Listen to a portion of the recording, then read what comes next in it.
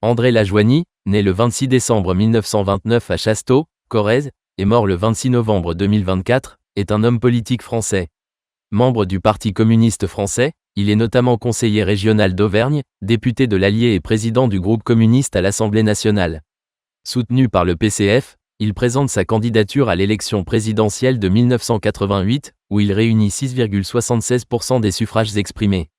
Deuxième de 4 enfants, André Lajoigny grandit dans une famille paysanne modeste de Corrèze.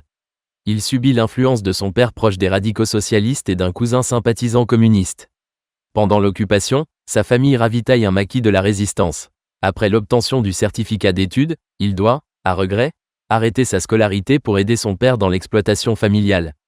En 1946, il adhère aux Jeunesses communistes et, 2 ans plus tard, au Parti communiste français.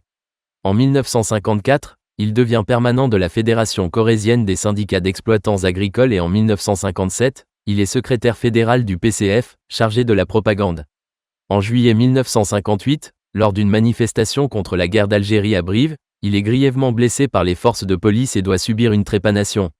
Soigné dans un premier temps à Tulle, puis à l'hôpital Sainte-Anne à Paris, il lui faudra de nombreux mois pour se rétablir. En 1963, à la demande de Gaston Plissonnier, il devient permanent du parti à Paris, dans la section agraire du comité central. Il est élu comme suppléant au comité central en 1972, titulaire en 1976, nommé secrétaire de la commission paysanne en 1973, élu suppléant au bureau politique en 1976, titulaire en 1979, responsable de la commission agricole, et au secrétariat du parti en 1982. Spécialiste des questions agricoles, Lajoigny défendait une agriculture à dominante familiale, avec des structures à taille humaine. Il est vu comme l'une des incarnations du communisme rural, au sein d'un parti traditionnellement mieux implanté dans les villes populaires et les usines. Après des tentatives d'implantation électorale non couronnées de succès en Corrèze, son département d'origine, 2 défaites successives aux élections cantonales de 1961 dans le canton de l'Arche, c'est dans l'Allier qu'il est élu député en 1978, réélu en 1981, 1986 et 1988. Battu aux élections de 1993 par l'UDF Bernard Coulon, maire de Saint-Pourçain-sur-Sioule, il retrouve son siège de député lors de celle de 1997. Il préside le groupe communiste à l'Assemblée nationale de 1980 à 1993 et est nommé président de la Commission de la production et des échanges en 1997. Comme député, il mène la campagne « 40 milliards de francs pour l'école, pas pour l'armement ».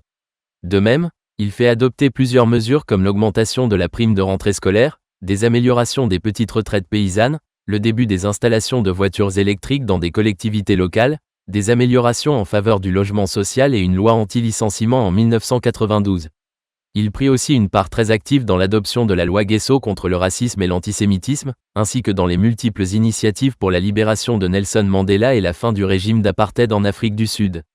Il fut également engagé contre les réformes successives de la politique agricole commune, ou contre le traité de Maastricht. Candidat à l'élection présidentielle française de 1988, il fait face à la candidature dissidente de Pierre Juquin.